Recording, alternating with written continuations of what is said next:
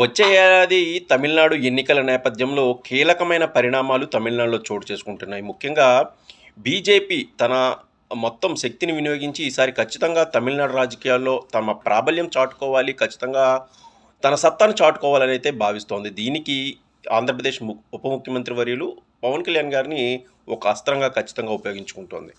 ముఖ్యంగా రేపు మదురైలో జరగబోతున్న మురుగన్ భక్తాల్గార్ మానాడు కార్యక్రమం అంటే మురుగన్ భక్తుల మహానాడు కార్యక్రమం చాలా కీలకమైంది. సుమారుగా 5 లక్షల మంది వస్తారనైతే పార్టీ శ్రేణులు అంచనా వేస్తున్నాయి. అలాగే కొన్ని హిందూ సంఘాల నేపథ్యంలో బీజేపీ నాయకులు వెనకుండి ఈ కార్యక్రమాన్ని అయితే నడిపిస్తున్నారు. ఖచ్చితంగా మదురై వేదికగా ముఖ్యంగా తమిళనాడులో ఎలా ఉంటాయంటే చెన్నై వేదికగా ఒక రాజకీయాలు, మదురై వేదికగా దక్షిణ తమిళనాడు రాజకీయాలు ఎక్కువగా ఉంటాయి.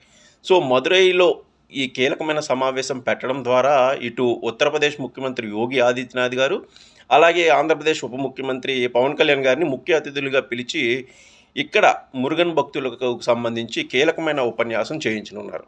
సో ఇటీవల షణ్ముఖ ఆలయాలైన తమిళనాడులో కీలకమైన షణ్ముఖ ఆలయాలైన తిరుప్పారకుండ్రంలో ఒక కీలకమైన విషయాలైతే జరిగినాయి. ఇవి 2 మతాల మధ్య లేకపోతే కొందరిని రెచ్చగొట్టేలా కొన్ని అంశాలైతే జరిగినాయి.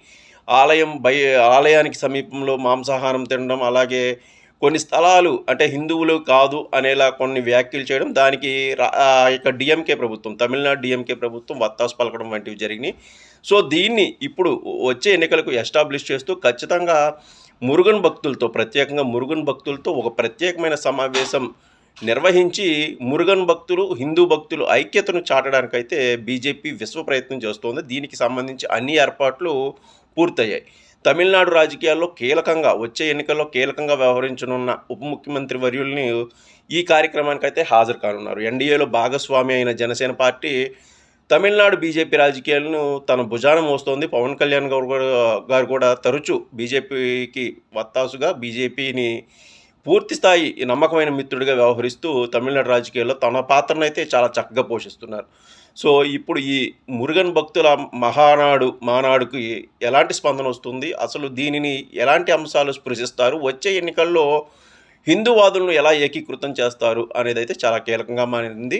తమిళనాడు రాజకీయాల్లో ఇది ఒక కీలక మలుపు, కీలకమైన ఒక మంచి సమావేశం అని అయితే చెప్పొచ్చు. ఇది ఎంతవరకు వెళ్తుంది, తమిళనాడు రాజకీయాలపై ఎంత ప్రభావితం చూపుతుంది అన్నదైతే రేపు సభ తర్వాత వచ్చే రాజకీయ అంశాలు పరిగణించి మనం తర్వాత అయితే మాట్లాడుకోవచ్చు.